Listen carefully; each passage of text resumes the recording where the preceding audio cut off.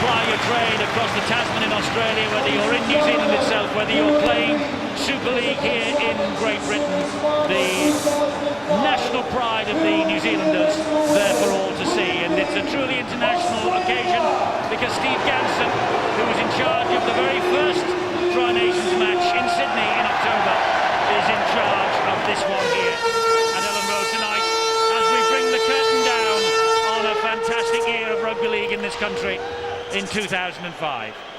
Okay, it's the Australians who will attack as we watch from right to left. Craig Fitzgibbon gets us underway, the final 80 minutes of this season, and I wonder who will come out on top at the end of this. Will the Australians go home with the victory yet again, or can New Zealand spring another surprise? It's fascinating.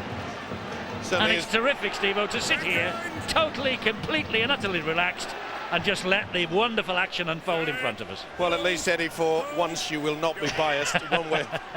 It's as simple as that. But I just hope that the people watching at home and also the players in Super League, you know, look at these two sides, the skill factor. Great Britain coach Brian Noble made it quite clear last week that we had still had a long way to go to reach the skill factors. Fitness, yes, we're okay. Upper body strength, yes, we're okay. But we need that skill factor bringing back into our game. Talking of skill, the kick downfield, well fielded by Brent Tate, but a great chase on him by Manu Vatuvei, the youngest player on the pitch, the number 5 in the black and white of New Zealand tonight. International newcomer of the year at the award ceremony earlier this week. But here now is Craig Gower, and they're moving the ball across this line, and now it's the winger Matt King, and Matt King is bundled to the ground by 2 tacklers. That just shows you, Eddie, the confidence and the skill that this Australian side have. It went 5 passes directly underneath your post. In Millwood, it's very few teams will do that early in a game. Yeah, but it's all about reaction, what's in front of you. You know, in this tournament so far, Steve-O, teams have averaged, games have averaged over 50 points a game, and over 9 tries a game have been averaged. So we're into some fun here tonight, I think. Gower's kick, it was well fielded, but that's the first penalty. I think Trent Barrett has been pinged by Mr. Ganson for coming in on the flop. Well, that was good work. Vatuvei certainly put himself in a good position, but the quality of Craig Gower, a little chip over the top, something different yet again. And of course, Trent Barrett, as the caption said there, sin-binned by Mr. Ganson twice last week in the international against Great Britain at Hull. He said this week he doesn't think he's ever been sin-binned twice before in his 10-year career, never mind twice in 80 minutes. But that's what he got from Mr. Ganson last week, and he's just conceded the first penalty, and this is the skipper Ruben WIKI right on the halfway line. Motu Tony of the Hull club, and he is dropped by Jason Ryles, and he now is the fullback Brent Webb. He's a key character on this New Zealand attacking line at the fullback. He's been in outstanding form. The second rower there is Louis Anderson, and he's got heavy strapping on the left knee, as you can see, and he plays the ball. Here is Stacey Jones. Here's the kick, high, and they're chasing this. Oh, and it's bounced, and it could be a try here for the centre. WHATUIRA. The referee, Steve Ganson, will check it all out via the video referee, Dave Campbell. And the winger, Matt King, is saying about obstruction in the back play. And Mr. Ganson had a little nod at him, but what a kick from Stacey Jones. Perfect height. Onside, no problems with that at all. See there, just pushed out of the way. The try scorer, that's a try. No doubt about it in my mind, that will be brought up. It was certainly hit by the Australian first, so therefore it's play on. But is there a knock on by the Kiwi, Steve-O, there? Well, it was going, the ball's been projected backwards. It seemed to go backwards as far as I'm concerned. No doubt about the grounding. WHATUIRA definitely got a hand to it, there's no question of that. I think this will be given. They put Matt King under a lot of pressure. Jake Webster doing really well in the air. I think they'll give this. This will be a real shock. But what about the kick? Plenty of height. Gave the chance for the winger. There is confirmation. Try is given to Paul WHATUIRA, the lucky omen in the NRL. Grand final wins with 3 unfashionable clubs in the last 3 years. Can he now do it at international level? Well, he's got the Kiwis off to a fantastic start. And it came from Stacey Jones. Okay, jet lag or not, he will do the kicking all night. Not the best work from Matt Cooper. He tried to put the Kiwis off. He runs right across. He really should have been far better just coming back and trying to help the winger. Didn't work out. The centre said, I love it. WHATUIRA. What a start. That'll settle the nerves. But will it poke the Australians well and truly in the eye? Well, maybe. But Stacey Jones, who produced the effort with the kick, now has the chance to add the extras. And this would be a fantastic effort. Oh, but he's missed it. He's pulled it in front of the posts. Well, WHATUIRA, who has got 2 successful grand finals in the last 3 years with West Tigers and Penrith in 2003. West Tigers this year, of course. He's come up with the first try of this Tri-Nations final. And New Zealand are ahead by 4 points to 0. John Keir, what a start. Sensational start, Eddie, and the skill level of Stacey Jones there was there for all to see. He isolated the wingman Matt King, so he couldn't get a jump. And what a great contest by Jake Webster, who went for the ball. He caused the mistake, and then, as you say, WHATUIRA was on hand. Great start for the New Zealanders. Very simple, emphasis on the forwards and runs from dummy half and getting to a good kick. Great start. Great start indeed, and emphasis on the kick as well from Stacey Jones. That, Steve-O, is why they've flown him halfway around the world twice in the past 7 days to play. Without a doubt, and he's only got to just get there in that first receiver position. There he is again. He'll just guide him around the park, and it's a good kick. A bit too strong. It is, and Anthony Minichiello was content to allow the ball to run dead in goal. Brian McLennan, what a job this fellow has done. Of course, the son of Mike McLennan, who was in charge at St Helens in this country. Well, the feeling is, Eddie, that amongst the camp that Brian McLennan has actually brought back the best team spirit that's been seen with the Black and Whites for several years. They really are a tight-knit unit. And people like Benji Marshall not here, Sonny Bill Williams not here, but they've played their part in this tournament, and they are playing this part in this final. But that's a great offload. And here is Minichiello again, hauled down in the end by Ruben WIKI and Stacey Jones. With the Kiwis holding up 4-0 lead, what they'll try to do, as you say, they'll play pretty keen. Oh, was that obstruction? Wonderful hands here, and this is Cooper, and he gets down the line and finds Matt King, but there are 3 there, and he's forced into touch by wonderful New Zealand defence. They're up for this, the Kiwis. Are they ever? And that just shows you, doesn't it, the tension that's going in. They came as team spirit. John Keir. What defence, Steve? Well, there's 5 men in the tackle there. 5 New Zealanders got across, half a bust there by the Aussies, but then 5 across there, just covering for VAGANA's mistake. He misread the defensive line earlier on, but his teammates covered for that mistake. Sensational work. Fantastic work indeed by New Zealand, who have started the game better maybe than even they could have hoped for. This is Manu Vatuvei. They call him Baby Jonah, but he hates the nicknames down under. Of course, reference to the great Jonah Lomu of the other code. He says he just wants to be known as Manu Vatuvei, and he's the youngest player on the pitch, as I say, and the newcomer of the year. Got a big future ahead of him. That ball, well, how did that find its way to Motu Tony? By the way, these are good tactics by the Kiwis, just running from dummy half, trying to see there, trying to milk a penalty, and Jones will just guide them around yet again. Another That's good a great kick. It is a great kick, but again, it just runs touch and goal this time. But it was asking the questions all the time of Matt King, wasn't it? Wayne Bennett's been there, seen it, done it, got the T-shirt. He's seen all this before.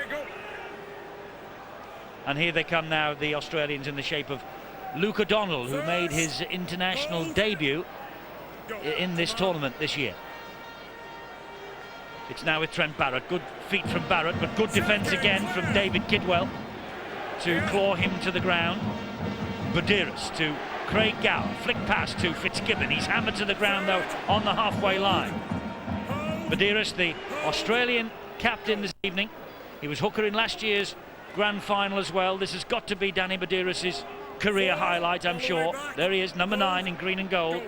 Dummy half, and he takes to play the ball from Ben Kennedy, and the kick from Trent Barrett, and that is going to run too deep as well. Well, he tried the backspring on it, but it didn't work. Did you say Wayne Bennett? One of the men who really wanted this Tri-Nations to get off the ground last year. It's been a wonderful success. This is Louis Anderson, knotted by Gaznia. The mere fact, Eddie, that I'm looking forward to it going down under next season. Second. Hold. 4-0, the New Zealanders lead. Only 3 Australians, by the way, who started last year's Tri-Nations final in this starting lineup for the Kangaroos tonight. Here is Paul RAUHIHI, who's on his way to the Warrington Wolves. The 4th tackle, though, in this set of 6 for New Zealand. 9 minutes gone. The Kiwis ahead by 4 points to 0, and a drive forward by the loose forward, Shontaine Harpy. Plays the ball to Motu Tony. Here's Stacey Jones again. Tactics are obvious, aren't they? Kicks out wide, looking to test the winger Matt King. But on that occasion, Jake Webster couldn't stop the ball from sailing out on the full. Ball brought back to where the kick was taken. Well, this is a dummy, the step over. The Kiwis have brought that back into the game. Last time I saw that was way back in the 60s. So I wonder how many Super League coaches might be employing that tactic here in Millwood in the new season. Well, that was used back in the days when Steve-O was used, and we always regurgitate things in rugby league. Don't worry, we don't invent everything. They get regurgitated and we put a bit of spice. Interesting you talk about tactics here, Eddie. At the moment, New Zealand's showing their hand. They want to be to and through in the forwards, earn the right, and come up with an aggressive kicking game and make sure that they're coming off their line, Australia. You talk about being aggressive in defence, Eddie. That's the way to do it, make teams come off their line. That's what New Zealand are trying to do. Great hands, though, on show again from the Australians, but wonderful defence once more. And Jake Webster, great hit on Fitzgibbon. There was 3 men on the overlap down the left-hand channel. Gower to Petero CIVONICEVA. He gets the ball away to Medeiros, and here now is Ben Kennedy. He's seen a little gap, but well pulled down again by Shontaine Harpy. And here is Medeiros. On his inside is Kennedy, and it finds its way untidily into the arms of Trent Barrett. Barrett going for the kick out wide, and it drops easily into the arms of Brent Tate. And Tate looking to go on his own, and they're trying to force him into touch again, and they do! This time 1, 2, 3, 4 black and white jerseys were there. again, wonderful defence by the Kiwis, but I must say that the Australians keeping this ball alive, turning in the tackle. Here we see the team pushing them over back. They are really working this Kiwi defence, and that is going to tell its tale late in this game. And the key there is, Steve-O, is to work their forwards over, because they're going to rely on heavily with their go forward on there. And the other things the Australians will be happy about there is they've given the New Zealanders the ball back on their line for the first time in their game. Okay, they come up with an error, but they're starting off their line, and that's where they can be aggressive now. And the Australians looking to be aggressive in the tackle, and Clinton Tupy was the receiver of that one. This now is David Kidwell. David Kidwell, sub in the 1999 Tri-Nations final. Spent a couple of years at Warrington in Super League in the early part of this century. Now it is with WHATUIRA, the try scorer, that has given the New Zealanders the lead by 4 points to 0. But 11.5 minutes into this Tri-Nations final. RAUHIHI, good hands to Kidwell. And Medeiros coming in a little bit late perhaps on Kidwell, just having a push and shove at each other. Here is Stacey Jones again. There's the booming kick downfield, but inevitably it's Anthony Minichiello who deals with that, and he will launch the Australian counter-attack, he hopes, but a great chase. Good positioning there by Minichiello. Voted last Monday as the best player in the world, the Golden Boot Award. Fully deserved it. In absolute superb form. And the winger Matt King taking a bit of punishment there, and Medeiros really just slipped as he came to greet Motu Tony. Took a bit of a belt for his trouble. This now is Barrett, and Barrett flicks the ball back. It's picked up out of the air by Gower, and Gower just dropped the shoulder. Little half break again. Important tackle round the legs that was, and unfairly Ruben WIKI had another pull at Craig Gower's legs. Sheer desperation there from Ruben WIKI. Again, the Australians are half breaking through this New Zealand defence. Little doubt about it, just wouldn't release him. Gower wanted to get on with the job, but they are hanging back a little bit of the Kiwis, and that can only spell danger. First penalty to Australia. It's here now with Gower, and this is Jason Ryles. Motu in, the first man. Again, there are 3 and 4 black and white jerseys hunting the man in possession with the football in the green and gold. And it's Badiris at dummy half. He gets it away to Trent Barrett, who goes up the middle. Kidwell was low down. Ruben WIKI over the top. Badiris could easily have got the penalty, but they managed to keep the ball alive. Bounces one way, then the other. Should be back to 6. On. Oh, knock on both ways. Interesting to see who'll be New Zealand's head and feet. It looked to me as though it was WHATUIRA that got the hand to it. You mentioned, Steve-O, about their waiting in defence there, New Zealand. It all stemmed from the play of the ball. They're winning the ruck, Australia, and their markers can't get set. And that's why they're jumping from dummy half, because they know the markers aren't set and they can beat them easy. And that's why the defensive line can't get set. If that continues, get in your Australian colours. Spoken like a true blue kangaroo. Mr. Millward, you nailed your colours to the... Well, all right, green and gold, I know. But you nailed your colours very early in the piece this tournament to the green and gold mast, Ian. Eddie, I looked up the word what a galaxy of stars means, and it means Europa.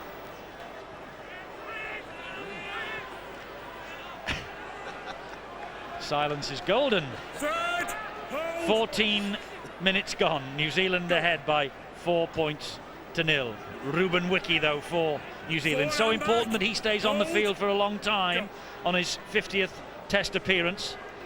It's important as well that New Zealand get a good kick away. The last 2 have been quite poor, right down the throat of Minicello. Here's Stacey Jones. They put pressure on him, and there's the kick that, well, it actually bounces in the field of play from the fullback Brent Webb, but it was not the tidiest kick, although it does the job. Good pressure though by the Australian defence. Started to pick out Stacey Jones early. He had to offload. Brent Webb, a try in the win against France in Toulouse last week, and 2 tries, of course, against Great Britain at Loftus Road. It's good to see that the British crowd, by the way, has come out to support the concept of the Tri-Nations. Over 25,000 tickets sold earlier this week, and it looks as though we're going to be a little bit over the 25,000 mark here tonight, which is terrific news for the international game. They go wide, Australia again. Good hands. It finds its way into the arms of Gasnier. This fellow is the best centre in the world. No doubt about that. And here they come again, Australia, in the shape of Craig Gower. He gets it to Ben Kennedy, and the New Zealanders scrambling in defence. Stacey Jones tying the ball up as Motu made the tackle. Badiris gets it away to Luke O'Donnell. Interesting to see how the Australians are interchanging on that occasion. We saw that the winger had come into the centre position, pushed Gasnier out onto the touchline. Gower, back it comes to Minicello. That's good defence though again from New Zealand. Great flying tackle by Nigel VAGANA. This now is Trent Barrett, and he'll hoist the kick out wide. Oh, he was taken a bit late there, wasn't he? Ball is bouncing around all over the shop, and the ball is stabbed through, and they're looking for Badiris. They're going to get an extra set of 6 here. But I tell you what, Trent Barrett is still groggy in back play. Second, I want to have a look at something there. Interesting to see whether he was really taken out illegally. Certainly appeared late. Left elbow. It's RAUHIHI. Well, he lined him up. No touch judge report. Oh, that really. I mean, it didn't hit him in the face, to be fair, but it was definitely an elbow into the chest. Okay. Well, Steve Ganson's asking the video referee about the incident. There's no advantage for Australia here because they're already going to receive the ball from the dropout. But would it be a problem if they did put him in the bin? But I don't think that's going to happen. I think he's going to call him out for a caution, but. Well, if he gives a penalty, Ian, where the incident happened, that will be a benefit to Australia. It will be, Eddie, but Australia will not go for the 2.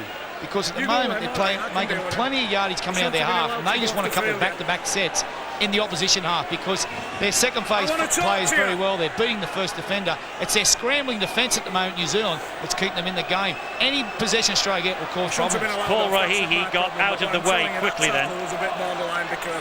Okay. And he's come off the field and has been interchanged. But Mr. Ganson wanted a word with him. That's smart, coach. Brian McLennan got him off the field. That is a smart coach. Okay. Having substituted. It's the goal line dropout then for New Zealand. Australia will get the ball back here, but they get it back on halfway. Play on. And Craig Gower has it for Australia. Gives it then to Jason Ryles. First, back in hole. Full credit to the New Zealand defence as well. At times they're very slow. You see some are moving up, others aren't. And that's always going to be a danger, but they are scrambling back. Australia getting the half break, just haven't made that clean one as yet. This is Craig Fitzgibbon. Yes, testament to the Kiwi defence that they haven't got through. It's Badiris and Gower on the angle, and the pass into the arms of Luke O'Donnell, but good defence again. Asatazi in there, the man who's come on for Paul RAUHIHI. Here is Trent Barrett, and now it's with Ryles, and they managed to hold him up again. Gower will spin it this way. Oh, interception! Away goes David Kidwell. David Kidwell with all the Kangaroos after him. Oh, and he's hammered behind the winger Brent Tate. Tate has come here. Well, Kidwell wonders what on earth, and that's a penalty. It's going to know. They're throwing it. Oh, someone's been king hit from the back as well. Well, we expected it might be a bit tasty, but we thought that would occur in the opening minutes. It's taken 17 3/4 minutes for it to explode. Just sheer frustration. Threw the ball at him. And then it was on, but someone got king hit in the back play. Kidwell, I'm not so sure he was onside. This is the incident where Tate's in back. What have we got, boys? And Luke O'Donnell went into him. They threw the ball away. And then it was on. Right, straight into it. Bang. But someone came right from the left-hand side. And I think Luke O'Donnell copped a beauty.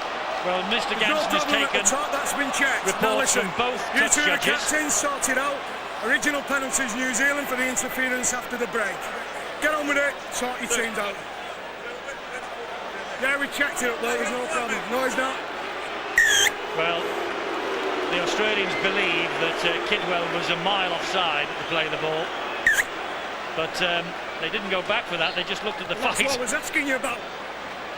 They did not go back for that. For a bloke who's sent Adrian Morley off in the first couple of seconds of a test, I think it was great he kept them all on the field. Didn't put a bloke in the bin. Well, it's... now, a lot of people say it's not a match unless there's a bit of fisticuffs, and it certainly is a test match now. Here is Ruben WIKI. Well, you normally see handbags at 10 paces, but great offload. There was a few making the mark. This will play into the Kiwis' hands now. Stacey Jones, and he finds the fullback, and here is WIKI. Good ball from Webb, and he's just held up short is Ruben WIKI. David Kidwell, whose break provided this opportunity for the Kiwis, and that is Webb. Oh, it's so close. They're appealing that this is a try, but he's held up short. Well, it looked like he was over the line then, the fullback Brent Webb. Back it comes to Stacey Jones again. And then wide they go, and they must be in. They are in on that far side. And it is the winger, Manu Vatuvei. Manu Vatuvei doubles the New Zealand lead.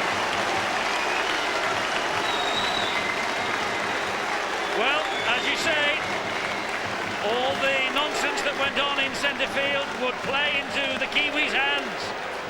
And it certainly has. They've come up with the second try. 8-0 New Zealand. It certainly did. They lost to the composure. Now there you see, he had his foot behind, so therefore he's onside. Doesn't necessarily have to have both feet. This is a great finish. Great finish in there, and Brent Tate, for some unknown reason, hesitates out wide. What's this? Tate, he really should have gone early. And Vatuvei has all the strength to finish it off. Simple dummy run. And what a finish. Great ball wide too from Clinton Tupi to Manu Vatuvei. The 19-year-old comes up with his third try for New Zealand. The second try on the night. And New Zealand have an 8-0 advantage. And Stacey Jones is a little concerned with the pitch markers. over on that far side. He's already taken the flag out that marks the 20-metre line, and now he's just kicked the pad that says 20, just to get his run up right for this. Missed with his first conversion attempt from the other side, but that's the angle he has this time here at Elland Rd tonight. And this for a sensational 10-0 lead, but he's pulled it the wrong side of the post. But Australia 0, New Zealand 8 in the Tri-Nations final. Well, the Aussies just lost their composure, especially the winger Tate there. He's indecisive, he doesn't know which way to go, and when it happens, it's too late. He should have been right in front of him quicker than that. He looks calm, doesn't he, Brian McLennan, but he knows 2 tries against the Aussies. What a dream start, and fully deserved. You've got to take your opportunity. But can the Australians regain that composure?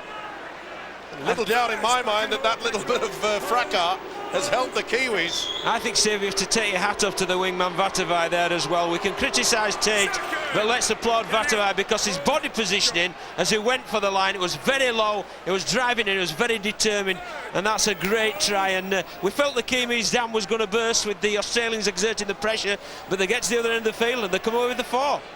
Well, if Australia are to win the Tri-Nations in 2005, it'll be a direct contrast to what happened here 12 months ago, when at half-time they led Great Britain by 38 points to 0. Now they are 8-0 down, and Stacey Jones is conducting the orchestra, and that's a fantastic high kick. What a take, though, under a lot of pressure. That's one of the reasons why this guy has been voted the best in the world.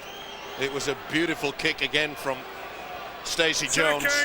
But it's a great tactic, Steve, isn't it, as well? You know that Minicello's such a great returner of the ball, so give a high ball, and then all your defensive line can get there to take him as he receives it, and you've eliminated him from that tackle. Knock on by Ben Kennedy, and I noticed that 1 or 2 of these Australians are looking and questioning Mr. Ganson. You can't blame the referee for that. Ben Kennedy wanted to get on with the game. Play the ball, you've got to regain your position and then place the ball. He did it absolutely in reverse, and that's the reason why he lost it. In the tackle before, though, Steve-O, and the errors, they've made 4 to New Zealand's 0, as you've just seen crawling through the top of your screen. In the tackle before, there was a bit of a complaint to Mr. Ganson from the Australian. This is 2P again. Well, they've got to forget about the guy with a whistle. They've got to make sure that their defence is pretty solid. I think the green and golds are rattled here, you know. Oh, without a doubt. And this is Louis Anderson. And that's an important tackle by Ben Kennedy. And there is David Fayumu, who's just on. He gets it away to Kidwell. And Kidwell with nowhere to go. Absolutely bottled up then by the Australian defence. Craig Fitzgibbon making the tackle. Fayumu again. It's now is Stacey Jones. And he flicks it back to Shontaine Harpy. Oh, a high shot there. And Harpy through. And if he could have got the ball away to Brent Webb, he was over under the sticks. 4 tackles gone. Fayumu again, going on his own. Fayumu bang underneath the Australian post now. And Brent Webb is the dummy half. Back it comes to Stacey Jones. The kick out wide. It's worked for them so often. It could work again. It has worked again. He's got it. Manu Vatuvai with the try. He'll just have to check for the offside, will he? Having a long talk with the touch judge, not given Just yet. what happened there, mate. Judge just feels the Australian play made Carter. Dancing all the way around the area. He thinks he's scored here. So do I. Again, a beautifully weighted kick from the little halfback Stacey Jones, creating all sorts of trouble for the green and golds. He went very early, didn't he? Very early indeed, Tate. And he gets it stolen. It's a smash and grab. And he's got the 4, no doubt about that. This will come up as a TRY. Most of the British in this stadium tonight, they said they wanted to cheer on the Kiwis. Well, they're having plenty to cheer about. This is a great take. It's a steal. And it's the 3rd try for the black and whites. Vatuvai has just picked the pocket of Brent Tate. And this will be a try to New Zealand, and they lead by 12 points to 0. And I know we've talked about the work that they're having to do in defence, but Wayne Bennett will know that the longer this goes on, the greater the confidence will grow for the men in the black and white. Superb high kick yet again. This is the reason why they brought him from down under. barely celebrating about the new birth, and he was on the plane. His wife said, yes, you can go, it's so important to you, and he's done it again. Kick into the right corner, produced a try. Now they've kicked into the left corner and done exactly the same thing. And Manu Vatuvei with his second try, the New Zealand warrior. And there's a bit of a conflab going on behind the Australian line as Stacey Jones lines up this kick. Now, is it third time lucky? No. 3 tries, 12 points, no conversions, 12-0. It's still in Australia's hands, but as I say, the confidence will be growing in the New Zealanders, Ian. I think if you talk about New Zealand wanted before the game, they didn't want a fast tempo and they wanted field position. They've got both. If you look at their bench at the moment, Ali Relati, Dave Solomona, outstanding forwards, have not entered the field of play because the tempo hasn't been at the speed where he's had to make instant replacements. And that's the key for Australia. Cut out the errors, maintain field position and get Jones away from your line from these attacking kicks. I think we saw very early as well, CIVONICEVA went very high, trying to take someone's head off, instead of doing his job out there and doing the defence. You cannot carry anybody in international football. Ruben WIKI again. 27 minutes without a breather for the New Zealand captain. When he leaves the field, they do tend to lose their way a little bit. Asatazi, well, it's all coming off for them. He got the ball away. Stacey Jones got it wide to Anderson, and Anderson got it to Clinton Tupi. And the Australians are having a devil's own job in getting into this Tri-Nations final. Look at that, 5 breaks to 1 for New Zealand.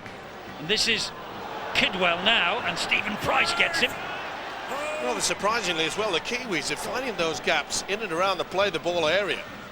Brilliant from Stacey Jones, gets the ball infield to VAGANA. VAGANA clips it down the line, and Minicello just tidies up the danger. But it will be a goal line dropout for Australia, and more pressure, a repeat set of 6 for the Kiwis.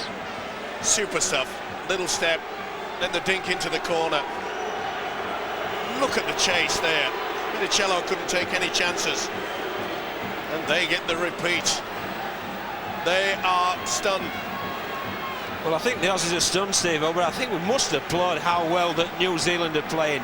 Tactically, they're getting things exactly right, and it's obvious that Wayne Bennett has sensed that there's a problem because he's brought both props off RYLES and CIVONICEVA and interchanged them straight away. So there tells you where Wayne Bennett feels that the game's being lost at this moment in time.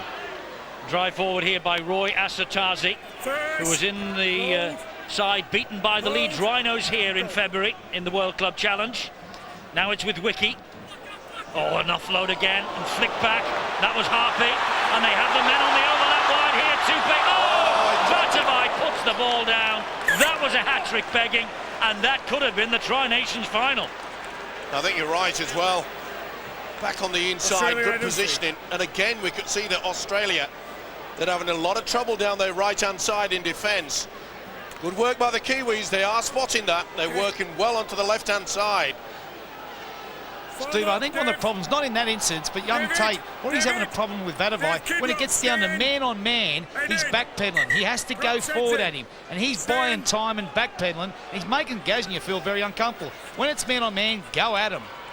Well, these pictures being beamed live and this commentary live in Australia and New Zealand, people waking up down under to this Tri-Nations final, and do not adjust your sets. In Australia, it is a 12-0 lead that the Kiwis have, and they have full value for this. 3 tries they have scored.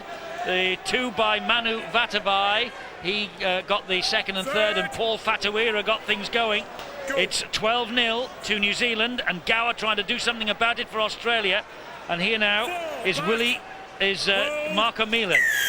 And a penalty for hands in at the ruck against David Kidwell. Silly play by the second rower. It's given Australia the field position that they've been wanting for quite some time. And I think that Wayne Bennett has got the message out and said, listen, we may have a great 3-quarter line, but we've got to have our forwards getting over the advantage a bit. Let's roll our sleeves up and get our shirts dirty. That's Mark O'Mealy again, gets to his feet, plays the ball to Badiris. And Badiris attacking the line, flicks it back to Trent Barrett. Little half break and an important tackle low down again by David Fayumu. And it's with Craig Gower, and and he manages to get the ball backwards, but it's gobbled up by the New Zealanders on the floor. That was good work by Brent Webb. Well, They're not at the races, the Aussies. If you want to measure enthusiasm, Eddie, it's little things like that. When there's a loose ball on the ground, who's going to react the first? Who's the sharpest to it? And it's been the New Zealanders all night there. Great work by Brent Webb, and that's consequently they've got the penalty from there. They've got a penalty for offside. They might have had a penalty also for a high shot by Ben Kennedy on Jake Webster. Didn't miss him either. Again, the frustration. And again, the field position is being given away. They'll be kicking all night with the Kiwis. They know they've got that 12-point lead now. But how embarrassing would it have been if all three conversions would have gone over? Indeed so. It's RAUHIHI who has returned to the fray. Wayne Bennett looking for the combination that will turn this match Australia's way as he makes the changes.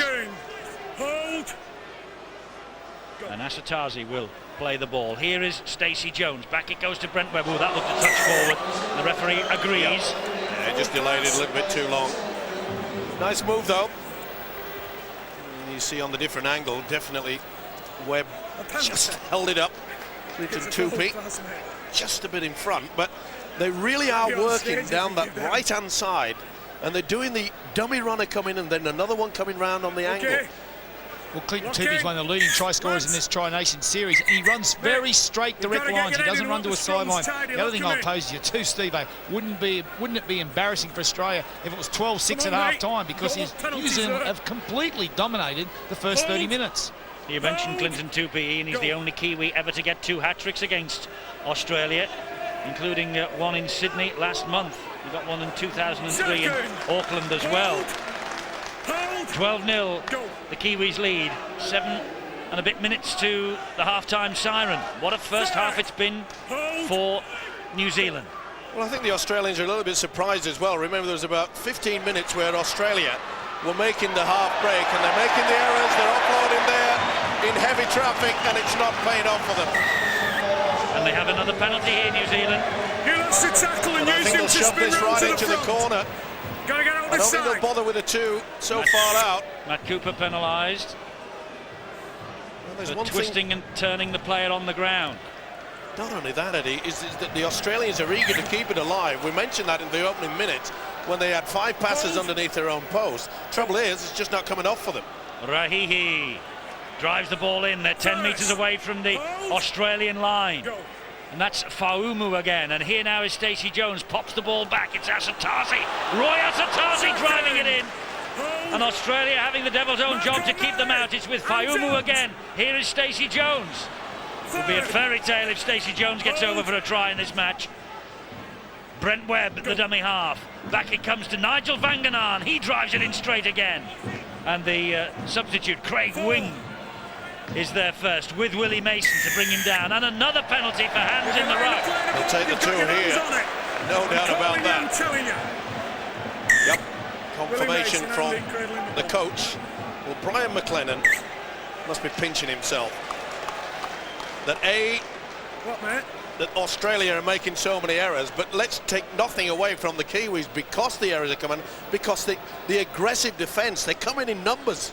They are, because they've got field position, and the kicking game from Stacey Jones is outstanding. But this is not something new to him, but also, remember, Steve-O, in Australia, only what we were talking about 5 or 6 weeks ago, they won at the Telstra Stadium, and then they went back to their homeland and were only beaten by 2 points. So, you know, they're not in foreign territory. It's a key how they maintain it now.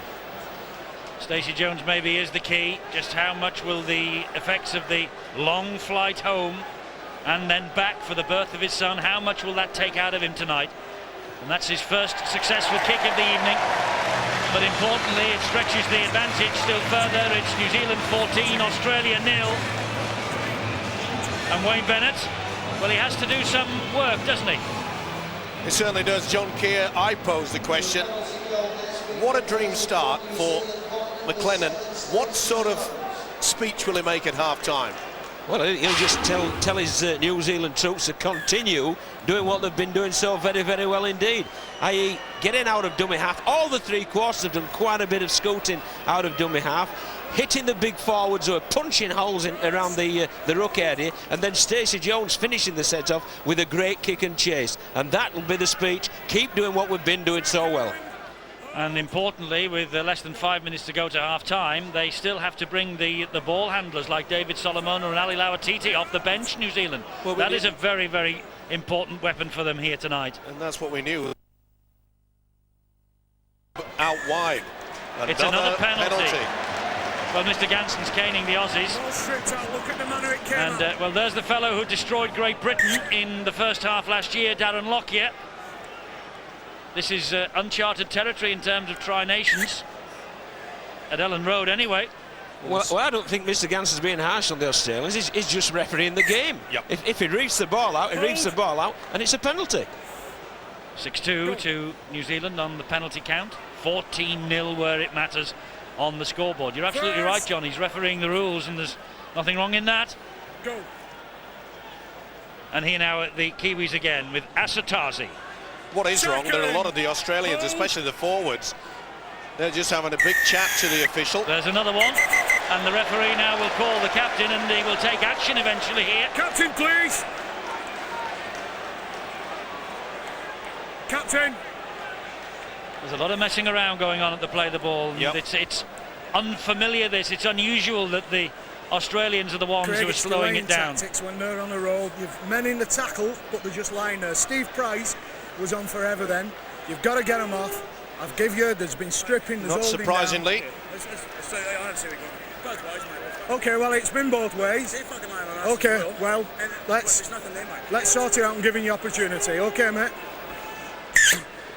Well, he's asked for both ways, says Craig Gower.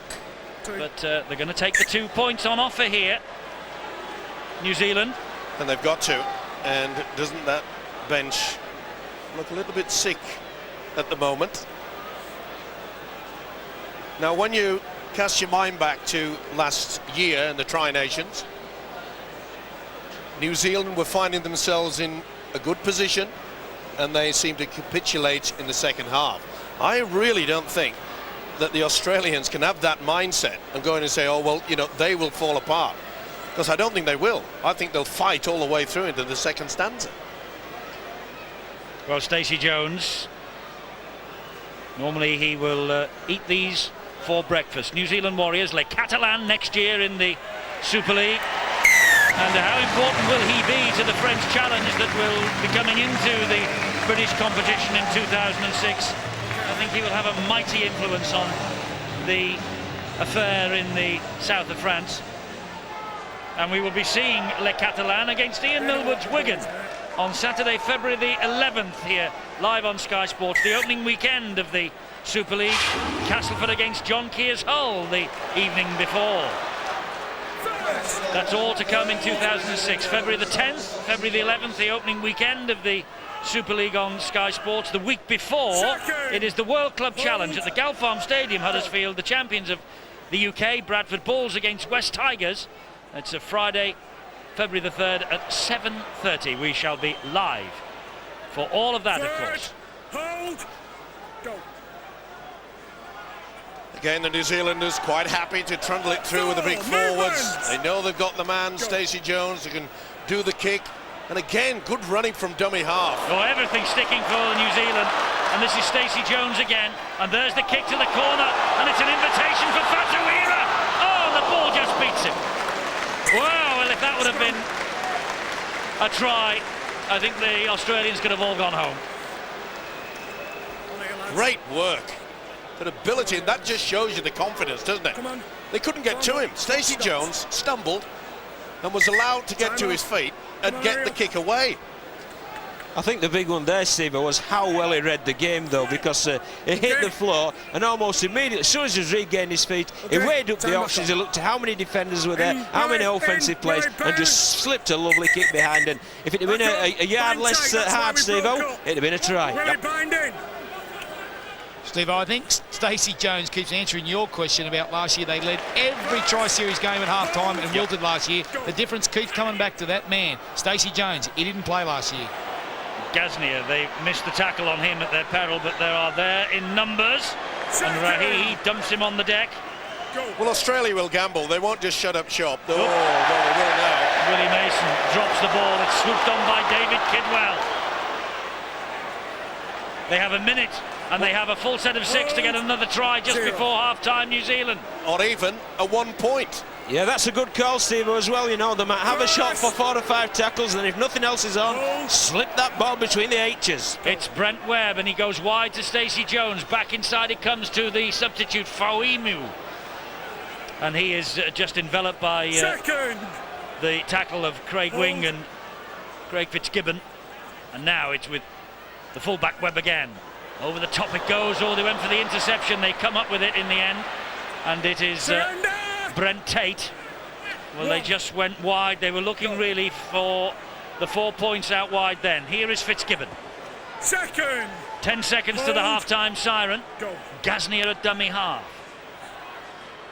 This is Gower. Oh, what a hit, and Gower's flat out. There's the half-time siren. VAGANA it was. VAGANA took Craig Gower then, and he's not happy with it. Craig Gower having a chirrup in the ear of 1 or 2 players.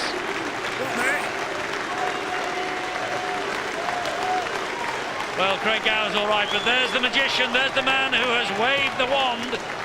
And New Zealand are ahead in the Tri-Nations final. The job is half done.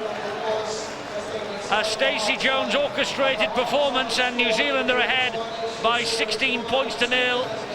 And Australian players limping their way also to the sideline, I saw there. But it has been New Zealand's half. Began with WHATUIRA's try, Batabai with his 2 tries, and then Jones with the boot. And the Kiwis are ahead by 16-0 at half-time. Steve, Australia, they've got to start well now. Without a doubt, and their forwards have got to get up the tempo. Kiwis, of course, they'll be playing very basic rugby league football, and that's what they did most throughout that first half. We keep mentioning the kicking game from Stacey Jones, and that's all they have to do. And they'll be forcing the error yet again. Australia coughed up so much possession in that first half. It was ridiculous. This is Stephen Price for Australia. Second tackle, opening set of 6 of this second half. And Willie Mason will drive the ball forward. Try-scoring substitute in last year's Tri-Nations final. This, meanwhile, is Craig Wing. And he has, of course, answered the call from his holiday in Hawaii to play in this tournament once Darren Lockyer was injured. The kick, though, is not the best. It's straight down the throat of Brent Webb, and here come New Zealand again. Ben Kennedy leading the charge. Mason finishing him off. And the winger, Jake Webster. Test debut against Australia in Sydney's. 6 tries in 6 tests for him so far. Not on the score sheet tonight. Well, I think Blind McLean can have 10 out of 10 for the first half, Eddie, but it'll be interesting this half to see how he uses Solomon and Lautiti as well to keep the momentum going. Well, they are keeping the momentum going. Everything, as I say, all their offloads, all the balls that go to ground, all the balls that bounce in front of players, it finds its way into New Zealand arms. And here is Stacey Jones again, and there's the script. It's a well-read script, this. It's a well-worn script. And this time they hang off. And the ball is knocked forward by the New Zealand winger Webster. It's very basic, but it's very effective so far. With a 16-0 lead, that's all you need to do. If they can starve Australia of field position, it'll be the clock that'll be against the green and golds. This is Craig Wing and Willie Mason. Great defence, isn't it? We spoke about the team spirit that's this young coach Brian McLennan has brought to the black and whites, and they really are working hard for each other. The one thing that Wayne Bennett, he doesn't panic. That's the one thing about the Australian coach, and I think he would have said to them that we have got to get back into some sort of pattern. Craig Gower's gone for a 40-20 here, but Brent Webb gets it, just palms it back a little bit towards his own line, sets off on the run, almost gets away from Fitzgibbon, can't get away from Gower though. And this is Clinton Tupy. Will come down this left-hand channel again. Stopped by Brent Tate.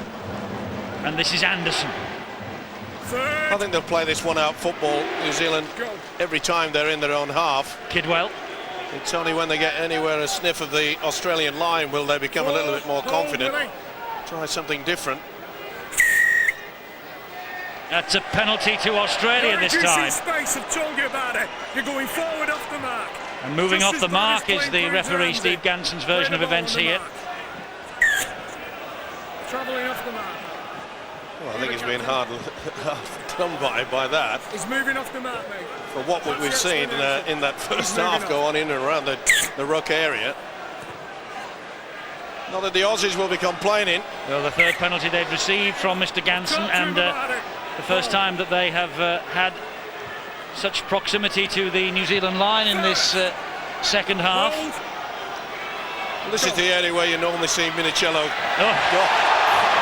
Ball lost, and Stacey Jones gets it to Shantaine Harpy, and this is David Kidwell. Well, they look completely out of sorts, Australia. I know New Zealand are playing so well, but they look completely out of sorts. But was that dragged back by RAUHIHI? Well, it certainly looked that way. Well, it was a smart play. It was one-on-one, and I think he just played at the arm, and that forced the header. So Stacey Jones certainly didn't ask any questions, did he? No, didn't wait for any inquest, did he? As Asatazi drives it forward again for New Zealand.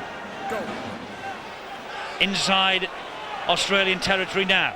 And again, the first and second markers in the Australian side, very poor, hesitant.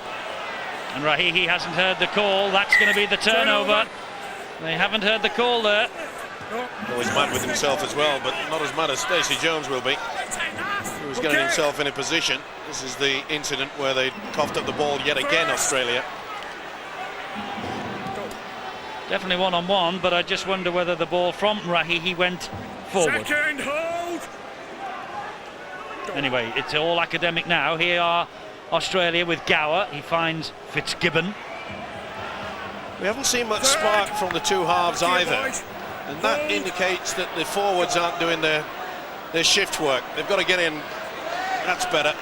Willie Mason driving Australia forward on tackle number 4. Craig Wingwaite's dummy half. They're 25 metres away from the line. Barrett with a little dab over the top looking for Gower. Oh, the ball has bounced off and can't get it out. Offside. Offside against... Oh, the referee is actually asking the video referee to check whether it was a try. Knock on to start with. Knock on, and then Louis Anderson, I think, picked the ball up in an offside position. But has Trent Barrett scored is what the referee is asking here. It's a neat little chip over, isn't it? Gower was there. Picks it up well. I think it's short. Yeah, short. The ball's gone on. Let's play on. There'll be no try. It'll be interesting to see how they restart this game. Maybe it's a knock on against Barrett. He did well, very well, but he's short of the line.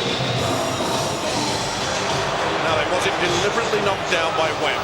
That's the interesting thing here. Well, for me, Steve, they'll start it with New Zealand head and feet. Barrett's knocked the ball forward, trying to score a try. Webb, as rightly, is defending his own line, hasn't played at the ball. I think he's knocked it on. You see, look at Webb where he's looking. All he's doing is defend his own line. That's a knock-on by Barrett. I have to agree with you, John. This will be head and feed to the Kiwis. Strong defence, and New Zealand are the defence. And another chance has gone begging. Not that Australia have had many throughout this game. They've had very few. Louis Anderson did pick the ball up in an offside position, but the knock-on by Trent Barrett nullified all of that. Hold the push. So it's a scrum down with head and feed to Stacey Jones of New Zealand. And he gets the ball away to the fullback, Brent Webb. And the referee now gives a penalty for offside to New Zealand.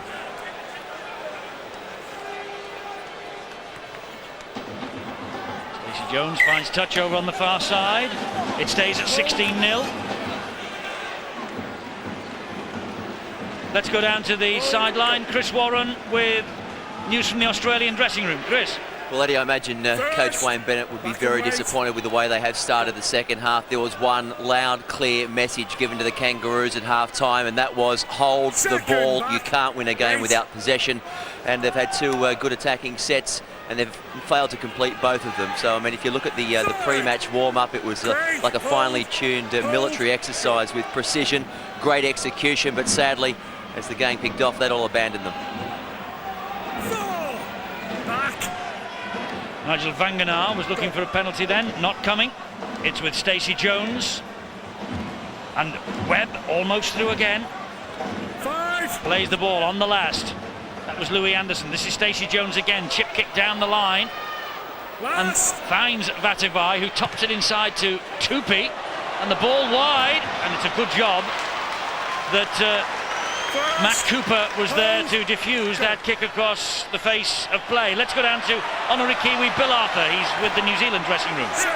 And it's a very satisfied Kiwi dressing room, but one that knows there's a lot of work to be done in this second half. And the message from coach Brian McLennan was discipline and completing the sets of 6, which is exactly what they did in the first half, and which has been a hallmark of this Kiwi effort in the Tri-Nations. They have been a lot more disciplined and cut out a lot of the errors that have proved so costly to them previously. Interestingly, David Solomona ready to enter the fray for the first time for New Zealand and could have a big impact. So good, Craig Wing. He was hunted down, but there is the Wakefield Trinity Wildcat. David Solomona prowling the line, waiting to come in. And the kick over the top is looking for the Speetzers out wide for Australia. Gasnier is there. So to Minicello, and they effect the tackle 5 metres away from the New Zealand line. Stacey Jones scurries in at dummy half. Much better play by Australia there, brought about by the run from dummy half from Craig Wing. They certainly need something to spark them. Well, this is going to be a battle royal. Interestingly enough, that Ruben WIKI has returned as well. And the New Zealanders, as I'm reminded, have survived, of course, with a 0 against the Australian name on the scoreboard. They survived without him. There he is. Back to inspire his men to a famous victory, perhaps. And Stacey Jones on the last tackle just hoiks the ball downfield. Back come the Kangaroos, but only as far as Shantaine Harpy, and he got a very good tackling on Matt King. And look at the weight as well from the New Zealanders, forcing him back towards his own line. Here is Minicello. That's been one of the features, I think, by the New Zealand side. They've worked as a unit, gang tackles, that's play on. He's involved in the tackle. He wipes the tackle count clean, does Steve Ganson. That was deemed to be a play at the ball by Fayumu. 0. Willie Mason bumps off one, can't get away from the next man in. They're always there in numbers, and they have the penalty, Australia. You're offside, mate. Wait, Trent. You're offside, mate. Offside is Mr. Ganson's version. Really good tactics, hasn't it, by Brian McLennan and the Kiwi coach. Just make sure that, 2 or 3 get to him, and then make sure he can't play the ball quickly. Mark O'Mealy. Tupi stands his ground. Australia need a break. Wing to Gower. Barrett showed it to Kennedy. Oh, and it's lost again. They've lost again.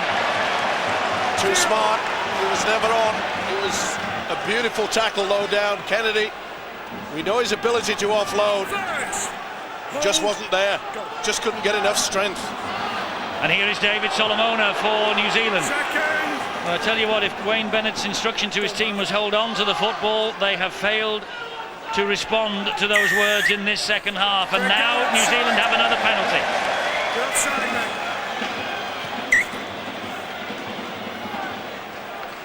Well, the referee certainly is making this a stop-start affair in this second stanza. And that will be music to New Zealand's ears. Of course it will. Just basic. Look at the error count from Australia, 12. You can't win a game. And New Zealand just 3. They're not making any errors. And here they are with Ruben WIKI. Could be a famous night for Ruben WIKI on his 50th Test appearance. And Stacey Jones. And Stacey Jones, great ball. And that is WHATUIRA. And it's all hands to the pumps now for Australia as Fayumu spreads the ball wide. Kidwell, VAGANA. Oh, and VAGANA escapes the net nearly. 3 tackles gone, 3 remaining for New Zealand here as Fayumu finds Stacey Jones. It comes back, and this is Brett Webb, and Webb is in again. Webb is in for New Zealand, and it could be game, set and match. It could so easily here be game, set and match if this is given by the video referee. And I can't see any reason why it won't be. Excellent stuff.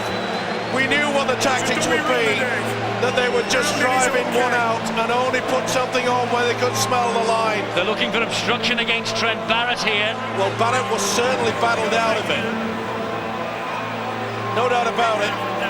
It was Anderson that went for him. Is he deemed to have stopped him an opportunity? I think he might have. The Australians may be very fortunate indeed. Nothing wrong with the grounding. Well, they're not interested in the grounding, just the obstruction. So here's the decision. I think there'll be no try. It's a try to New Zealand. And it's 20 points to 0 to the Kiwis with a kick to come. And Brent Webb has scored his 6th try of his international career. And the Australian supporters and players are stunned. Well, it's amazing and fully deserved, because it's all basic, isn't it? They have not come up with the errors, the black and white. It appeared to me as though there was interference by Anderson on the standoff, Trent Barrett. The video referee, Dave Campbell, said no. He's been the star of the show, this fellow, the fullback, Brent Webb. But what about this guy? What a character. Jet lag? What jet lag? Another 2 points to New Zealand. It's 22 points to 0 now. And if Australia are to come back from this, it will be one of the all-time great comebacks. Well, we hear every sport, we hear cliches. It's a game of 2 halves. We committed too many errors. We didn't hold the ball. You go for them all. Australia have committed them all. They can't hold the ball at the moment. They can't build pressure. All they need at the moment is some back-to-back sets to apply some pressure and some momentum and rhythm, and they can't achieve it. The trouble is, though, Ian, is that the New Zealand pack are just taking the Australian 6 apart. Well, they're giving them a lesson on how to take the ball forward, to build a platform for a kicking game, and before you shift the ball. They've got some great go forward. They've got a little bit more subtlety around the rucks area with some options. At the moment, unfortunately, they're very much one out, Australia, and what they are, they're very keen to shift the ball to get out of problem. At the moment, the forwards, as you say, Steve, are completely dominated. And things getting worse for Australia. We're hearing news of injuries in the Australian camp, Chris. Yeah, that's right, Eddie. Brent Tate's limped off the field. He's carrying what looks to be a knee or right ankle injury. I don't think we're going to see him return, so they are reduced to 16 players with just one back or utility on the bench. It could present some problems. New Zealand in possession with Stacey Jones, and the kick is a good one because it finds its way. Oh, and he was nearly over there, Anthony Minichiello. That was quick thinking by him. He knew he was in a little bit of space and he just flicked the ball back. That could change the game. Just little things like that, and he's got the offload as well. That could just spin it around. Remember, in the first half, it was the interception by Anderson that turned it for the Kiwis, and that could be just what the doctor ordered. They need something. I don't know what medicine that Wayne Bennett can mete out to his players, but they've got to start swallowing it soon. Great stuff. Minichiello, well, he's living up to his tag as the best in the world in a team that's very much on the back foot at the moment. This is Stephen Price. Missed Great Britain last week up against several of his New Zealand Warriors colleagues, of course. Here tonight, this is Luke O'Donnell. And even when they're in possession, the Australian forwards, they don't appear to have any venom. Gower will hoist the ball high. Trying to do what his opposite number has done. That's not forward, though. I think the referee has given a penalty here to Australia for a tackle on an airborne player. You took him when he's in the air. Well, that's what the signal has done, and he's got it absolutely right. Well, the good work by Minichiello, and then the penalty to the tap. This is Jason Ryles for Australia, and you get the feeling that they must score here, Australia, to have any chance at all. Gower gets the ball away. This is Fitzgibbon. And Shantaine Harpy was the tackler, helped out by VAGANA. Again, they look at Mr. Ganson. Mealy goes without the ball. It is not simple. Australia's. No advantage to the Kiwis, so the official Ganson will put the scrum down.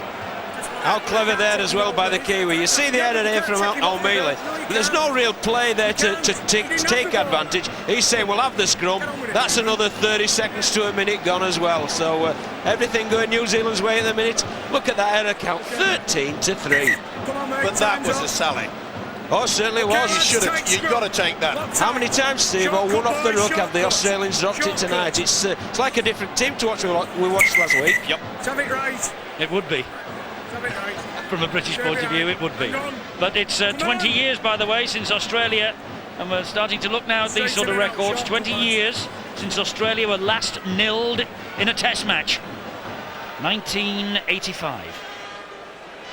And it was against New Zealand, 18-0 in Auckland. Louis Anderson, another good run, doing what the Australian forwards have not been able to do so far tonight. Here is Asotazi. I must say, Eddie, it will be a tremendous boost if the Kiwis can hang on, lift the trophy. Fantastic for rugby league in their country. Ruben WIKI, yes, fabulous. All Blacks, of course, dominating the other code, New Zealand. And they've just Eddie on the sideline. They've got Ali Lautiti to introduce him to the game. Very, very fresh indeed.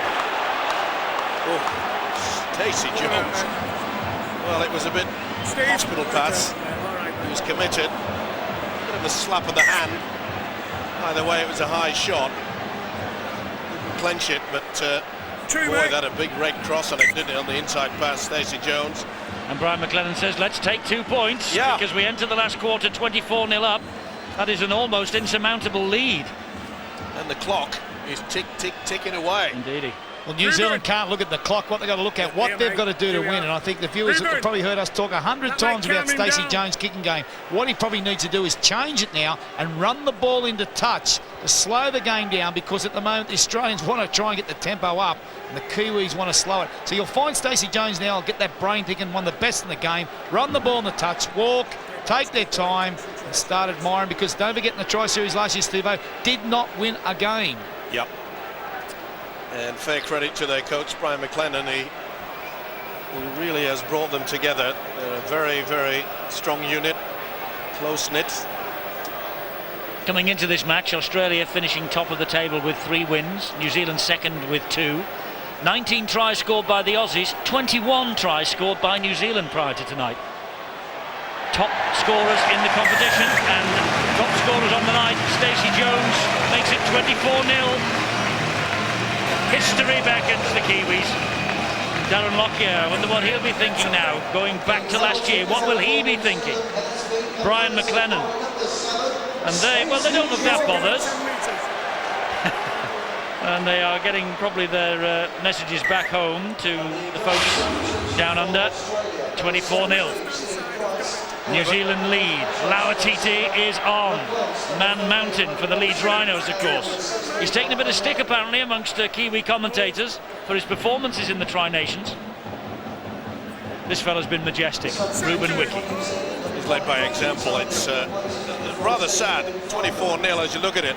Perhaps a lot of people will say, especially the media, that, you know, Australia just didn't play up to scratch. You can't say that tonight, because the amount of pressure, okay, there's been a couple of easy ones taken down, but the way that the New Zealand side has got into the Australians' faces, and the Aussies don't like it. Well, you're right. They have been right in their faces from the first minute. New Zealand fully deserve this 24-0 scoreline they've got alongside them, but gentlemen, Australia are dreadful tonight. Let's be fair. Yeah, but all the little things, Eddie, you need to build up a platform in attack and defence. New Zealand have carried them out to the letter. Australia haven't. They've been very, very naive and everything. I've just got to put a point there on Ruben WIKI. I spoke to him the other day and I said to him, enjoying it? And he said, oh, loving it. And I said, is this your last tour? He said, gee, I have a get picked next year for the Tri-Series. So it just goes to show they're heroes to people in rugby league, but at the end of the day, they just love playing the game. They do. And do.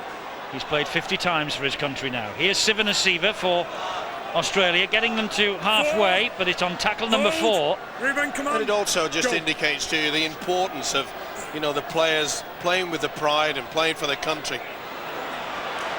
Chance wide here for the winger, but no, great defence again.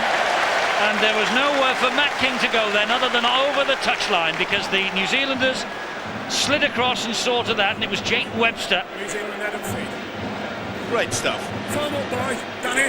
It really has been a pleasure to watch. You're a big gas, mate. You need gun sorted.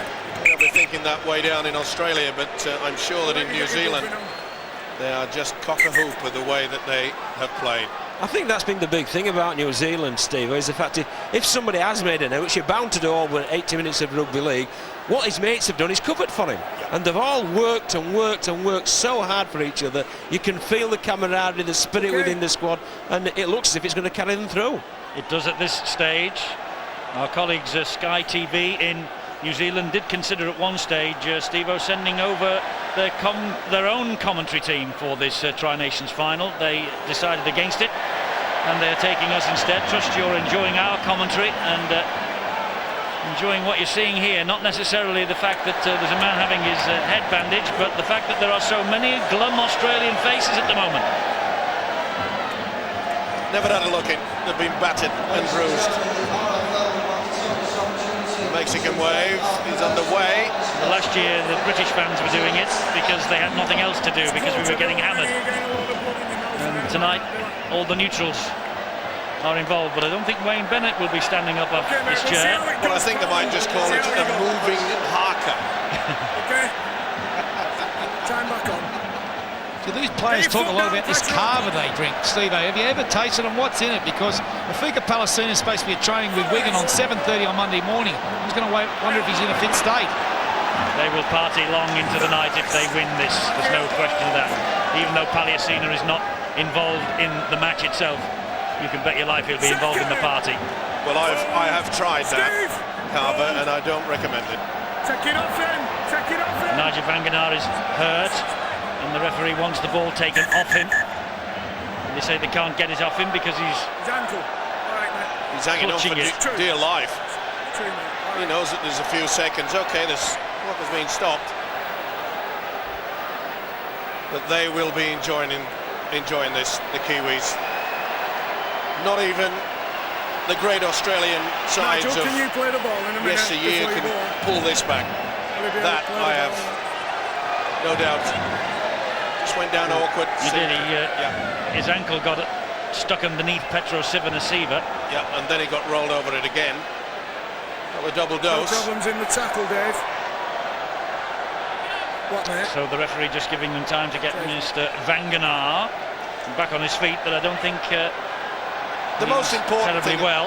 One of the most important things about this game as well. I think that's him finished. That's him finished for this game. It was. Yeah, it went over very badly. But I just like the way that the New Zealanders have been able to just disrupt anything that the Australians have done.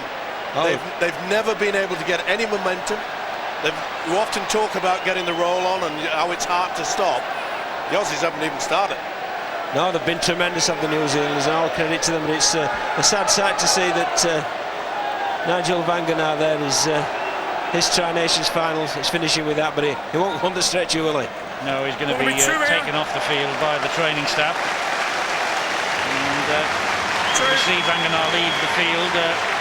Thoughts to Paul Deacon, of course, of the Bradford Bulls in Great Britain, who has dealt with the injury he received in the match against the Kiwis a few weeks ago in exemplary fashion. He took all the heat out of the situation with Nigel VAGANA, issued a statement. And let's hope that Paul Deacon is back in Bradford's colours for the World Club Challenge against the West Tigers, which will start the season off. Well, Solomona with the offload, and it's gobbled up by Petero CIVONICEVA. I can't believe that he wanted to do that. McLennan will get the message out straight away. Oh, what a hit! WIKI on Craig Gower. But the New Zealand coach got to get in and say, listen, fellas, this is not the time to start being fancy. This is the time to just slow it down, play the basics that we've got there. And what a rise to prominence by that fella. Had you ever heard of Brian McLennan? I hadn't. Heard of Mike McLennan, of course. The man who gave us the great phrase, retention of the football is paramount. And they have held on to the football, haven't they, New Zealand? Well, I'm going to say, if the Australians had heard him, they'd have done well to take some notice. This is Trent Barrett for Australia. I think they are looking, actually, to just get a little bit of respectability back into the situation here. Luke O'Donnell, and the kick was from RYLES. It's fielded by Webster, and there was no real chase for the kick from the prop forward. Well, it's sheer panic. There's been no cohesion. Shane Hartley, he's maybe playing himself into a new position with the balls at loose forward. He's worked hard.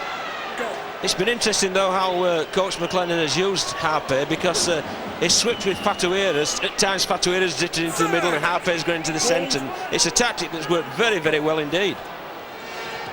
I wonder they didn't want to announce their side until just an hour before the kick-off. This is Solomona again. And you could see on that occasion there was never going to be any chance that he was looking to offload. This is Matutoni. He's played really well.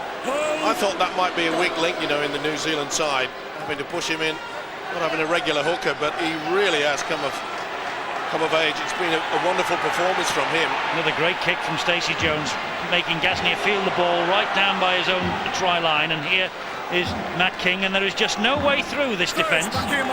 And it's been good defence as well with the Kiwis, is that they haven't been eager to get the man with the ball to the ground. They've kept him up, and 3 and 4 people have kept him moving. Cooper is picked up and dumped, centre field. Gow, wide to Craig Wing.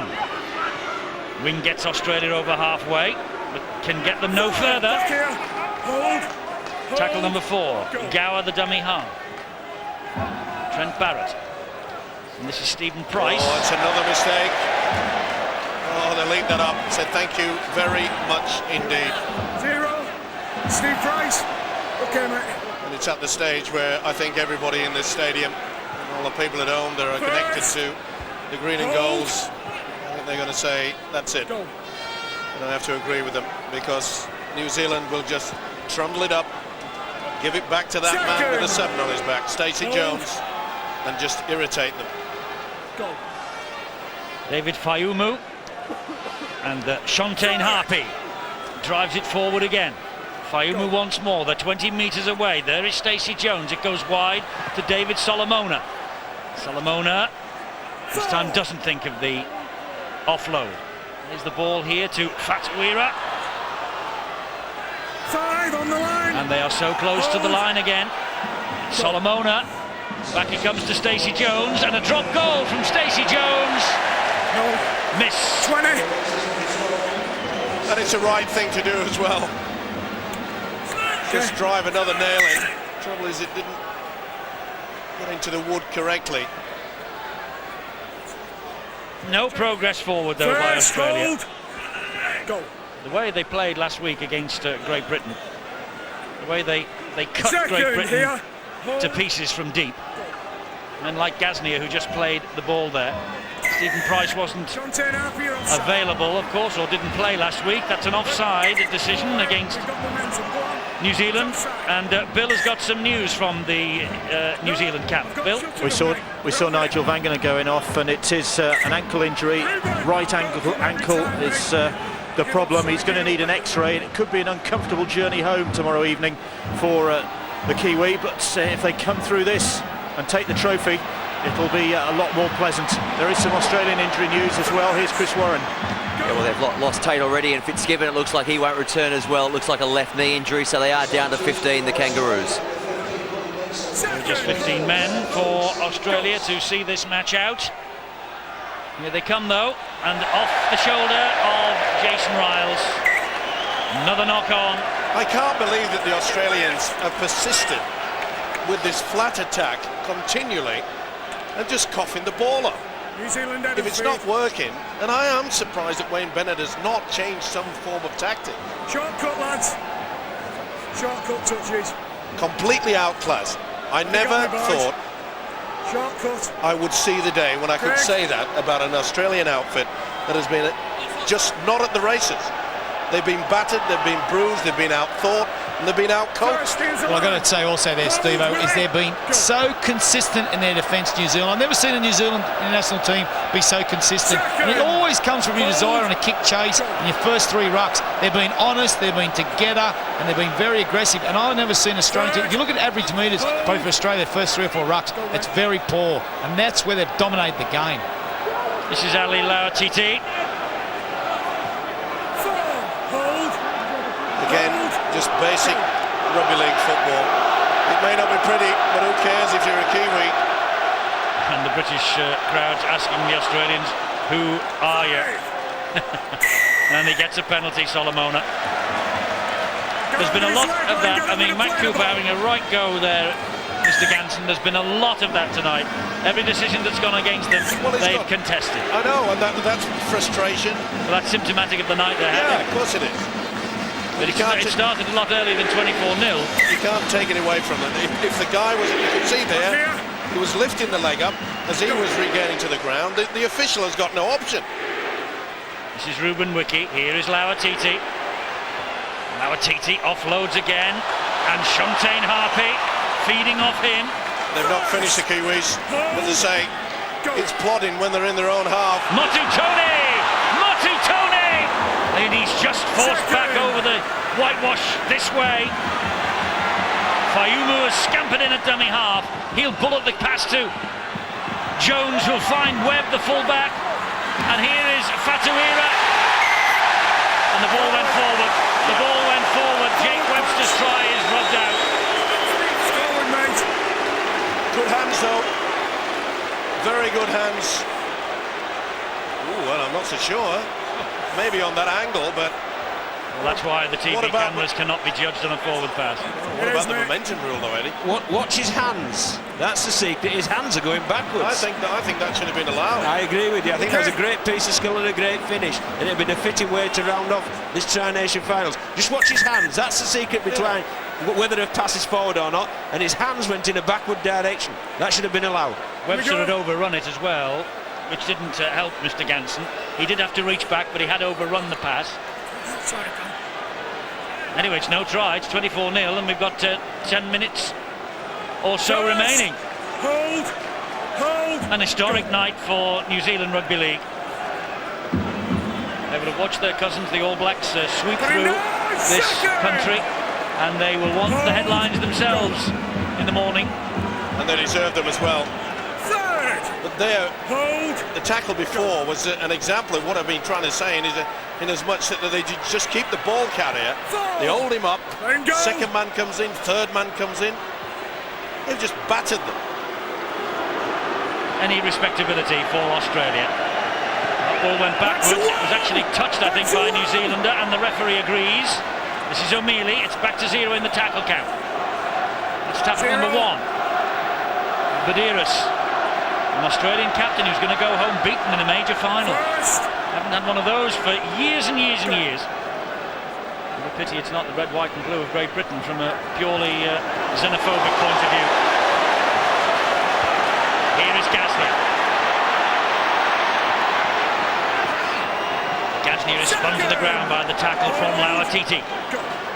Craig Wing, good on his feet. Gets the ball away to O'Donnell. Manu Vatuvei with the tackle. And play on. Petero trying to get the ball through his legs. He did, but it hit the New Zealander. And Vatuvei got the possession back for his country. Well, 2 tries by the wing of Vatuvei, but he does get to a lot of work in defence. So things certainly not coming off the writing. He's been on the wall for quite some time. And here comes the half break. In fact, it's more than a half break, and it's Asatazi, and he skipped through another challenge, and he's still not finished, and that's good play from Badiris. Came over the top and dislodged the ball. O'Mealy gets it out wide, but it was dangerous. WHATUIRA all over the top of Matt Cooper. Here they come, swarm all over him again. They must have worked really, really hard on their defensive line. I know that Brian McLennan, their coach, was bitterly disappointed with their performance against Great Britain. Here's Matt Cooper, brilliantly kept alive by Willie Mason. Ruben. Well, they have been in this country as rank underdogs, the New Zealanders.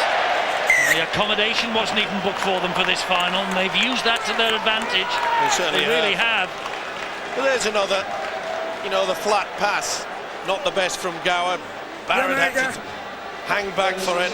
Okay, mate, just well, we've never seen this, Steve-O. In all the years that we have been involved with international rugby league, we have never seen a performance like this from Australia. Credit to New Zealand, they have forced the errors. To be fair, I've never seen a better performance by the New Zealand side either. Okay. They have been wonderful. And there was about 15 minutes in that first half, midway through the first half, when it looked as though New Zealand was shaky.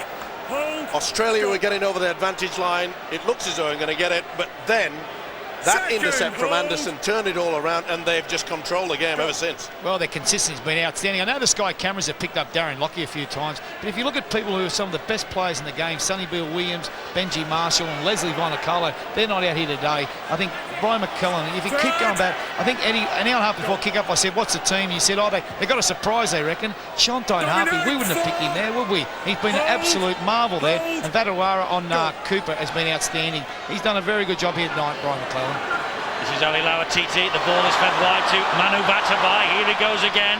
The offload back to Clinton Tupi. And they're just hanging off, aren't they? Australia, they are not.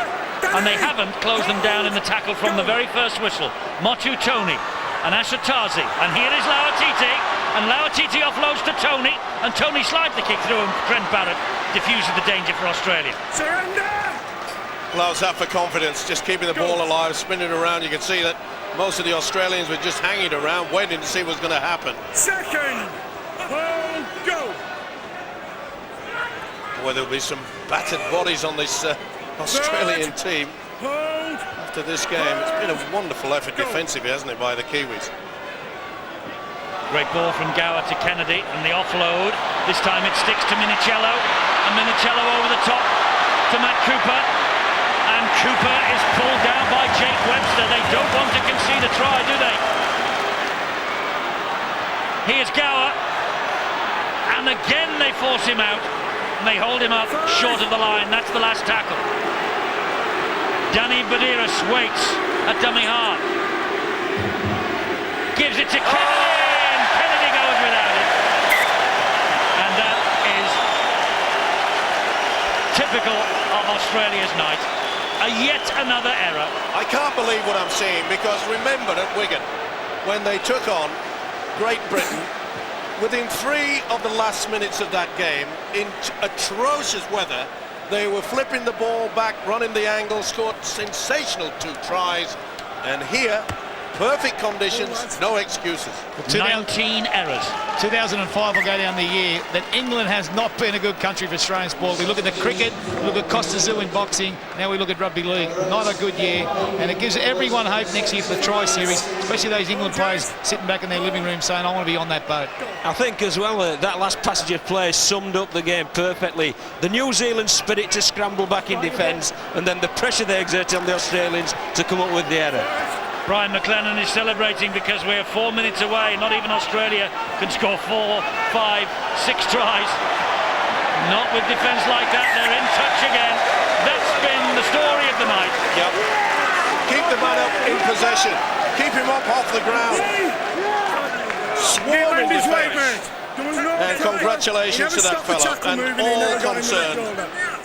Well, they came here 12 months ago and they never won a match.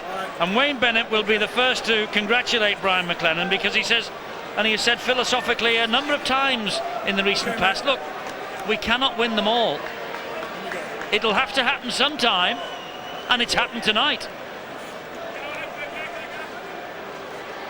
It's over 50 years since New Zealand beat Australia in a Test series. And they're going to go home with a glittering silver trophy as well. The Tri-Nations prize is going to New Zealand with the Kiwis.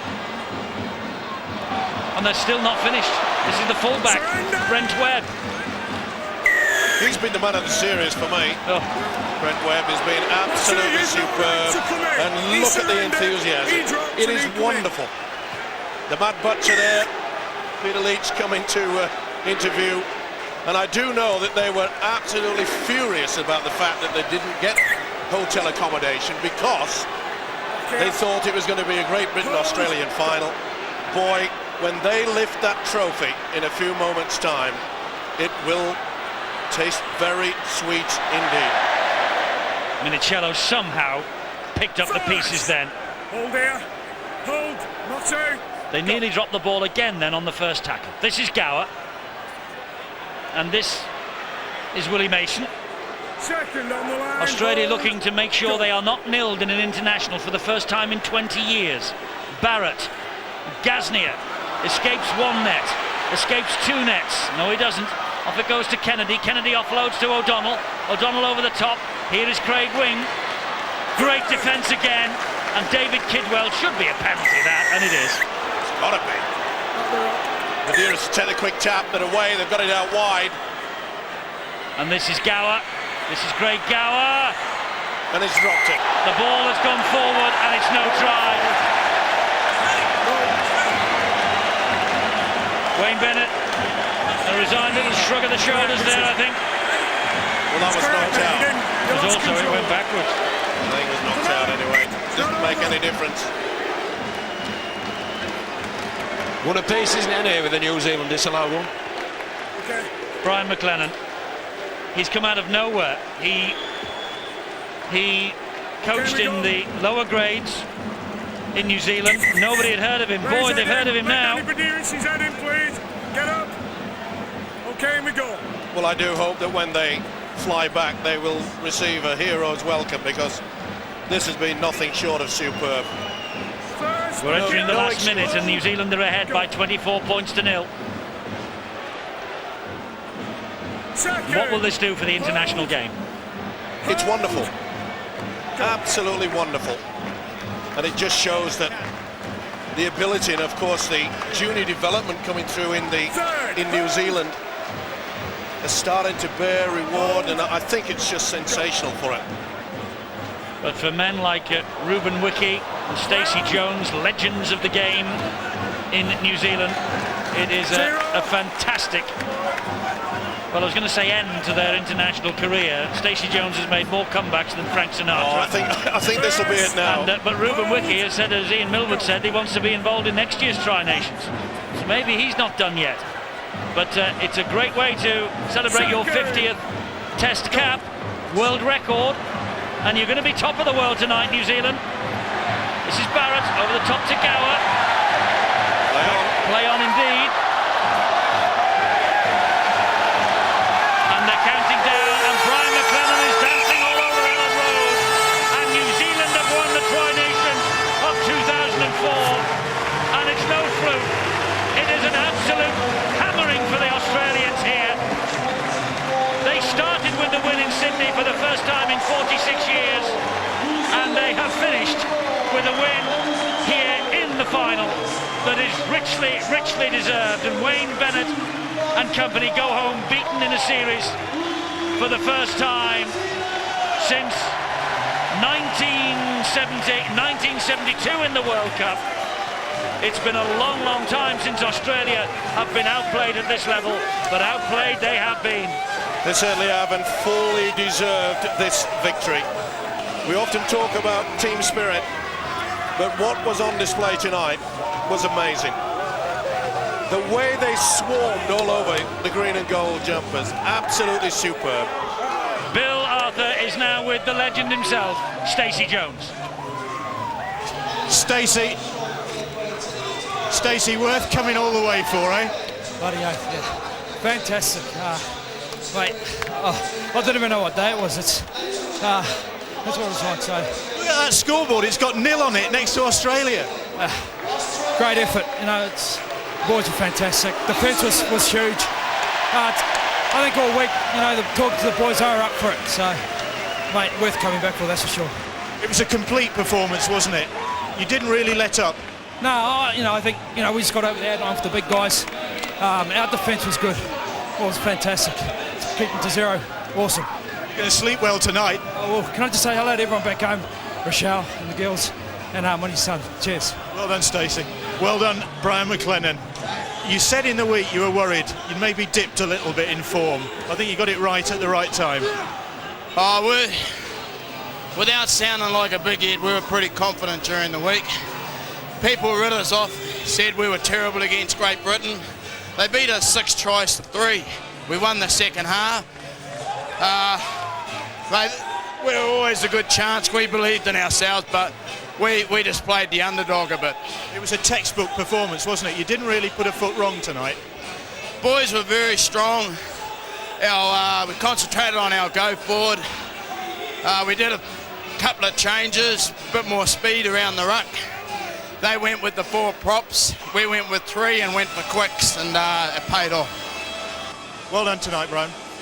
Yeah, thank you very much, and to all you Kiwi supporters, yeah!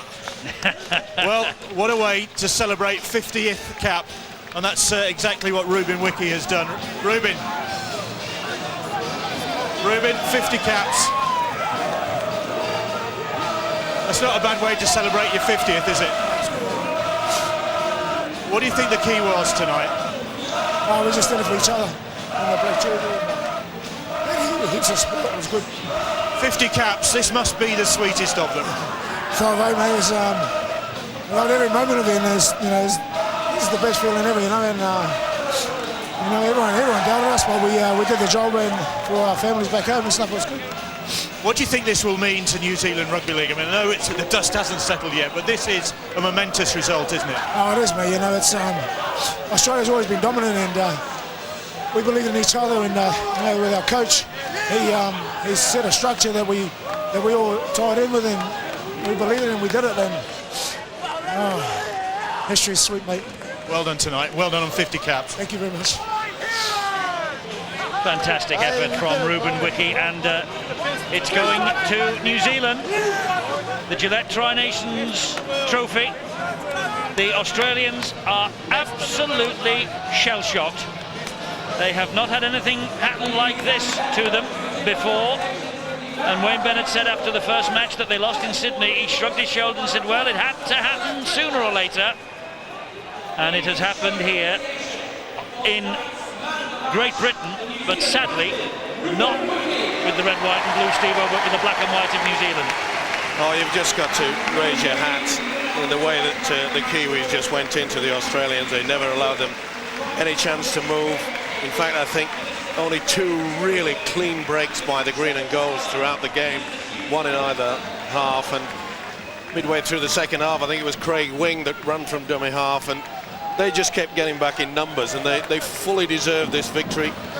As you say, it'll do wonders for the game down in New Zealand, but I am sure that the knives will be out for Wayne Bennett back in Australia. They will not take too kindly to this. It has been a long time, as you say, 1972 since Australia have failed to pick up a major trophy. Ruben WIKI deservedly gets the man of the match medal from Richard Cabourn, the Minister for Sport, the Kiwis captain on his 50th international. It could also so easily have gone to Stacey Jones, but it goes to Ruben WIKI. And any moment now they will receive the trophy. But first the match officials will receive their commemorative medals of a really, really big night here at Elland Rd.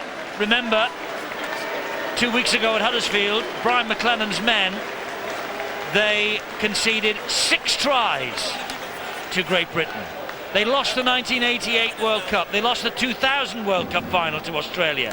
They lost the 1999 Tri-Nations tournament to Australia. Tonight, they will believe that they have put the record straight. 27 years since Australia lost a test series, beaten 2-1 by France.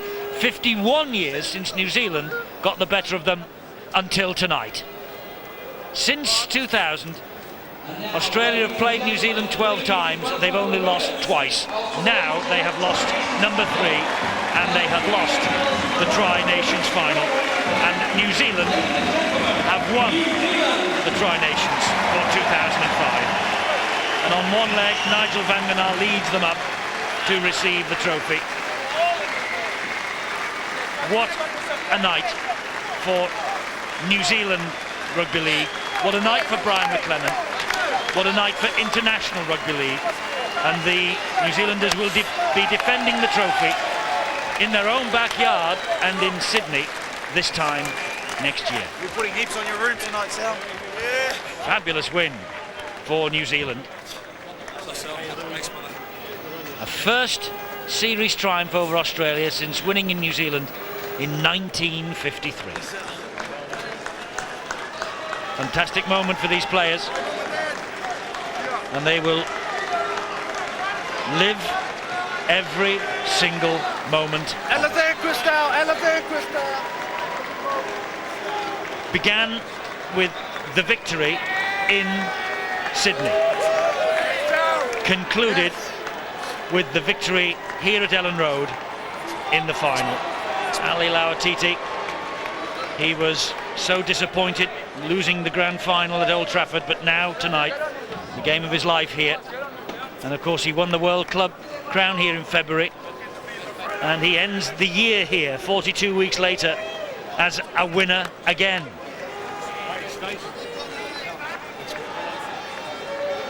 They'll remember this for as long as they live, and I wonder whether we have just seen a switch in the balance of power. They were completely outplayed, Australia, and Richard Caburn is now going to give the Tri-Nations trophy to Ruben WIKI, and New Zealand are the 2005 Tri-Nations champions, and how well deserved after they have nilled the Australians. A comprehensive victory, hardly threatened in the 80 minutes, and whenever they did threaten, Australia dropped the ball. New Zealand tonight are on top of the world.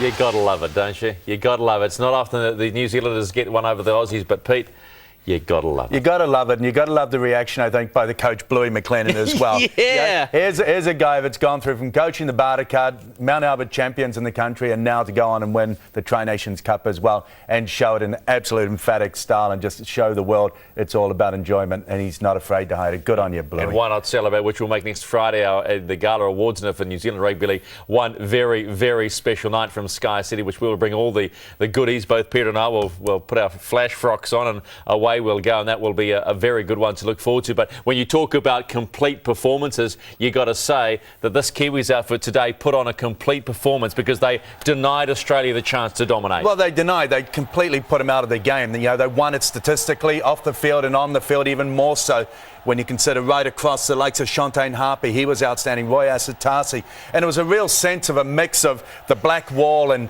Welcome to the Jungle, the Rumble in the Jungle. There was elements of all those two previous encounters in Game 1 and Game 2. They were outstanding. Ruben WIKI, Louis Anderson. There's still more to come out of this kid. And each time we see him play, we see a little bit more that you come to like. You've known his enthusiasm, the intensity that he plays a game. There's more to come out of this youngster. Manu Vatuvei, what a game. What a day too. Everybody's getting involved, the whole squad, management and all, and it's been one of those tours that, for once, I say it again, you got to think Stacey Jones. You know, this is what he is. It may not have been a grand final, it may not have been a World Cup, but for Stacey Jones in the twilight, this would be just as good. And so rewarding for the champion. And it was the fact that Stacey was making himself available, the fact that Stacey came all the way back here for the birth of his child, and then to jump on the plane and go all the way back. You had to know that there was something special, because there's no way in the world that he would have misread this one. And that's why we all went to the TAB. And that is why we put it on 13 plus, because we knew